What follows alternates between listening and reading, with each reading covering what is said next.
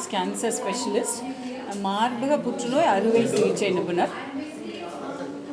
Chennai breast சென்டர்னு ஒரு centre MRC நகரில் நடத்திட்டுருக்கோம். இப்போ கொஞ்சம் அடிஷ்னல் பிரான்ச்சஸும் ஓப்பன் பண்ணியிருக்கோம். 2 decades ஒரு 20 வருஷமாக சென்னையில் இது சம்மந்தமாக வேலை பண்ணிகிட்ருக்கேன். இப்போது அக்டோபர் பார்த்திங்கன்னா பொதுவாக உலகம் பூரா வந்து பிரெஸ்ட் கேன்சர் அவேர்னஸ் மந்த்துன்னு, ஏன்னா இதை பற்றி ஒரு விழிப்புணர்ச்சி ஏற்படுத்தணும், மக்களுக்கு வந்து பிரெஸ்ட் கேன்சர் பற்றி தெரியப்படுத்தணும் அப்படிங்கிறதுக்காக இந்த பிரெஸ்ட் கேன்சர் அவேர்னஸ் மந்த்துன்னு கொண்டு வந்தது. இந்த அக்டோபர் மாதம் முழுக்கவே அதுவும் பிங்க் கலர், பிங்க் ரிப்பன்லாம் வந்து ஒரு சிம்பிள் மாதிரி, ஒரு ஃப்ளாக் மாதிரி இந்த பிரெஸ்ட் கேன்சரை பற்றி பேசும்போதெல்லாம் இதெல்லாம் வந்து சொல்கிறோம். இதில் இன்றைக்கி பர்டிகுலராக என்ன விசேஷம் பார்த்திங்கன்னா, அக்டோபர் 15 வந்து ரீகன்ஸ்ட்ரக்ஷன் அவேர்னஸ் டே. அதாவது நம்ம பிரெஸ்ட்டை வந்து கேன்சருக்காக என்ன பண்ணிடுறோம், ஆப்ரேஷன் பண்ணி சில சமயம் பிரெஸ்ட்டை எடுக்க வேண்டிய சூழ்நிலை வந்துடுது, மாஸ்டெக்டமின்ற ஆப்ரேஷன். அது எடுத்துட்டோம் அப்படின்னா அது வந்து ஒரு ஒரு அப்பியரன்ஸில் ஒரு குறைபாடு இருக்குது. அது வந்து மறு உருவாக்கம்னு சொல்கிறது, ரீகன்ஸ்ட்ரக்ஷன். திருப்பியும் அது பிரெஸ்ட்டு போலவே உருவாக்கி அந்த பெண்ணுக்கு முழுமையாக தன்னோட உடம்பு ஒரு கான்ஃபிடென்ஸ் ஏற்படுத்தி அது வாழ்க்கையை பின்னாடி ஃபேஸ் பண்ணி. இப்போ பிரெஸ்ட் கேன்சருக்கு நிறைய நல்ல ட்ரீட்மெண்ட்லாம் வந்துருச்சு, நல்லா வந்து சர்வைவல்னு சொல்கிறது, நல்லா அவுட்கம்ஸ் இருக்குது, ரொம்ப நாள் நல்லா இருக்காங்க. அப்படி இருக்கும்போது இதுவும் ஒரு முக்கியமான அம்சமாக படுறது, இந்த வந்து பிரெஸ்ட்டை நல்லா உருவாக்கி அவங்க நார்மலாக இருக்கணும் அப்படிங்கிறது. ஸோ அதுக்கு விழிப்புணர்ச்சி ஏற்படுத்தணும் அப்படிங்கிறதுனால இந்த இவெண்ட்டை நடத்துகிறோம். இது வந்து அதை பற்றி சார் உங்களுக்கு இப்போ சொல்லுவாங்க. இப்போ இன்னைக்கு இங்கே இருக்கிறது வந்து பிரெஸ்ட் ரீகன்ஸ்ட்ரக்ஷன் டே, அதுக்காக தான் இன்றைக்கி கூடியிருக்கோம். இது விழிப்புணர்ச்சி ஏற்படுத்தணும், அதுக்காக தான் இந்த ப்ரோக்ராமை ஏற்பாடு பண்ணோம். ஏன்னா வெளிநாடுகளில் வந்து இது வந்து ரொம்ப காமனாக, அதாவது யார் மார்பகம் எடுக்கிறாங்களோ அந்த நேரத்துலேயே திருப்பி ரீகன்ஸ்ட்ரக்ஷன் பண்ணுறது காமன். 70-80% பேஷண்ட்ஸுக்கு பண்ணிடுவாங்க. நம்ம ஊரில் ஒரு 0.5% கூட பண்ணுறதில்ல. அது ஏன்னா மக்களுக்கு தெரியல, அது மாதிரி ஒரு ஆப்பர்ச்சுனிட்டி இருக்குது, ஆப்ஷன் இருக்குதுன்னு தெரியல. இது மக்கள் மட்டும் இல்லை, ஈவன் சர்ஜன்ஸு, கேன்சர் சர்ஜன்ஸுக்கும் அது வந்து அந்த அவேர்னஸ், இது சேஃபாக பண்ணலாம் அப்படிங்கிற அவேர்னஸ் இல்லை. இதெல்லாம் உண்டாக்கணும்னு சொல்லி தான் இன்றைக்கி நம்ம கூடியிருக்கோம். இது வந்து ஒரு உங்கள் இது ஹெல்ப்னால we hope to promote it. Sir, உங்கள் பவர் பாயிண்டில் இது வந்து ஒரு டிஃபார்மிட்டின்னு எடுத்துக்கிறோம். ஆமாம், டிஃபார்மிட்டின்னு எடுத்தால் தான் வந்து இன்சூரன்ஸ்லாம் பே பண்ணுவாங்க.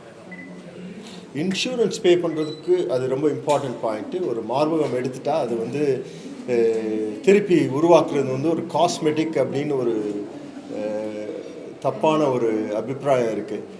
அது வந்து ஏன்னா அது பிரெஸ்ட்டு யூஸ்வலாக காஸ்மெட்டிக் சர்ஜரி பண்ணுவாங்க, அதை வந்து கன்ஃபியூஷன் பண்ணிடுறாங்க. பட் ஆனால் இது வந்து ஒரு டிஃபார்மிட்டி, அது ஒரு ஊனம் அப்படின்னு ஒரு opinion உண்டாக்கணும்.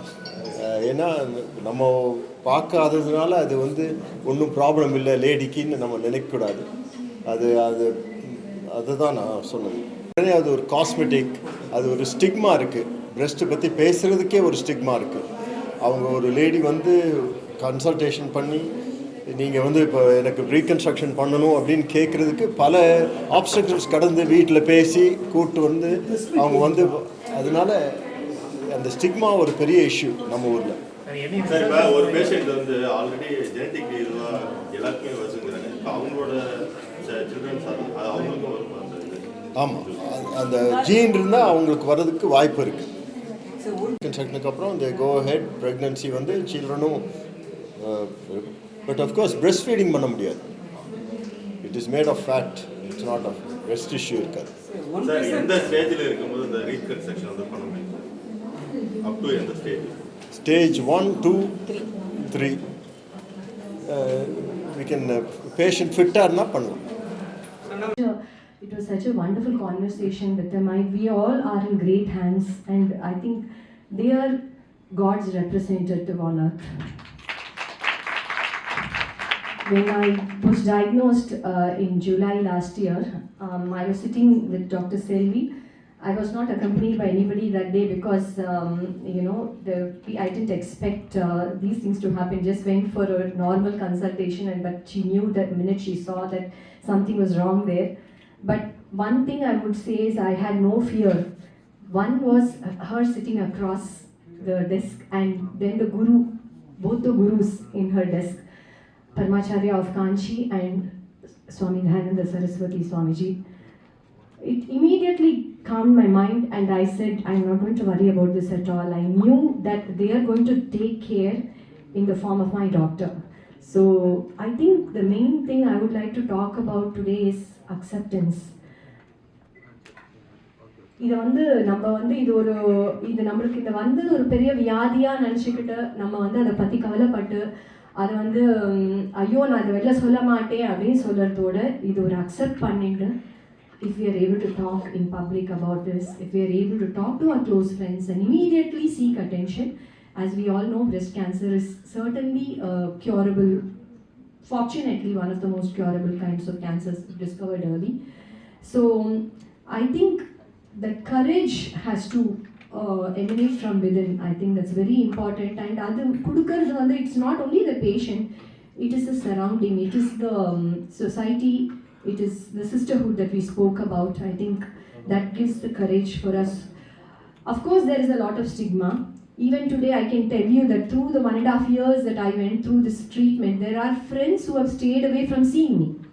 There are people who have been absolutely by my side. I'm very fortunate to have such friends. But I also find I can sense that fear. I can sense that or hesitation. Oh, இதுவாளோட பேசினா நம்மளுக்கு problem வருமாங்கிற hesitation தாமும் இருக்கு. So there is stigma. It's not like we cannot wish that away. But how can we prevent that? Only by the sustained efforts of trying to reach out to people, to making them understand that this can come to anybody and it is not any mistake of ours. And as Dr. Selvi was saying today, with our dietary habits and all, we can certainly to a large extent prevent, but what has to come will come, and so on. The acceptance is important, and these were the reasons why me and my husband, Dr. Venkatraghavan, decided we'll go public. As you know, I've been a performer for many years, so talking about breast cancer in public was not easy for me, because I had that hesitation initially. Should I say that? And then it was my husband who pushed me. He said, no, you should talk about this, because coming from you, it will certain pockets of people who are in the traditional pocket, where that's mostly who listen to Carnatic music. So he said, I think on the pocket this message will go. So it is important that you talk about it in public. And so I think from there, that is where we went. So went to the social media and I spoke about this, and I received so many messages from so many women about what they have been through, about youngsters who talk to me, and I think it was very important that I'm happy I made that decision. And I guide so many people to doctor, to go and meet her, to go to the team, because the CBC team is such a wonderful team, everything under one roof, everything operated by women. So first of all, it gives us that sense of belonging, it gives us a sense of being protected. So I really had a great time with each one of them in their team. So I think what I would like to say is compassion is most important in the case of a cancer patient. So we have to understand what they are going through. It's very difficult for anybody to look at it from outside and understand what a cancer patient goes through in terms of treatment, whether it is surgery or whether it is chemotherapy or radiation or even oral chemotherapy or hormonal therapy. It's not easy. It's not an easy journey. But again, it is possible with our positivity and with spirituality. I think that these two things, if it comes together, and if we are able to trust and move ahead, that God is with us and we have that solid support, I think we will be able to conquer all these things. And there is hope always. Plastic surgeon, reconstruction surgery பண்ணாங்க. நான் BRCA positive. எங்களோட family ஒரு பெரிய cancer patients. என்னோட அம்மா சைட்லையும் நிறைய Andes, ஆண்டியோட daughters நிறைய பேர் எக்ஸ்பயர் ஆகியிருக்காங்க. அப்பா சைட்லேயும் அத்தைங்க அன்டில் கேன்சர் சர்வைவர்ஸாக இருக்காங்க. இது என்னோட சிஸ்டர் வந்து ஒரு 3.5 இயர்ஸ்க்கு முன்னாடி இறந்துட்டா. என்னோட யங்கர் சிஸ்டர், அவளும் BRCA1 பாசிட்டிவ் தான். அவள் இறந்ததுக்கு அப்புறமா தான் நாங்கள் வந்து கொஞ்சம் யோசனை பண்ணி சரி நம்ம ஹெல்த்தை பார்த்துக்கணும்னு சொல்லிட்டு எல்லாரும் போய் கொஞ்சம் இந்த ஹெரிடேஜ் டெஸ்ட் எல்லாம் எடுத்து பார்க்கும்போது எனக்கும் BRCA பாசிட்டிவ். என்னோட அண்ணி ஒருத்தவங்க வந்திருக்காங்க, என்னோட ஆண்டியோட பொண்ணு, அவங்க எங்கள் அண்ணாவை கட்டியிருக்காங்க, அவங்களும் BRCA பாசிட்டிவ். அப்படியே நாங்கள் சர்வைலன்ஸ்லேயே இருந்தோம். எவ்ரி 3 months 4 months ஒரு வாட்டி நாங்கள் பிளட் டெஸ்ட் எடுக்கிறது, மேமோகிராம் எடுக்கிறது, அப்படி பண்ணும்போது திடீர்னு ஒரு வாட்டி நான் மேமோ எடுக்கும்போது என்னோட லெஃப்ட் சைட் பிரெஸ்ட்டில் வந்து ஒரு சின்ன சிஸ்ட், அது கேன்சர் கட்டி இருந்ததுன்னு சொன்னாங்க. அதை வந்து பயாப்சி மூலமாக அதை வந்து கன்ஃபார்மும் பண்ணாங்க. அதை கேட்டதுக்கு அப்புறமா வந்து எனக்கு வந்து எப்படி ரியாக்ட் பண்ணுறீங்க, எப்படி வந்து இதுலேருந்து நம்ம வெளியில் வருவோன்ட்டு ரொம்ப இதுவாக இருந்தது. ஏன்னா வந்து என்னோட சிஸ்டரோட டெத்தை வந்து நான் கூட இருந்து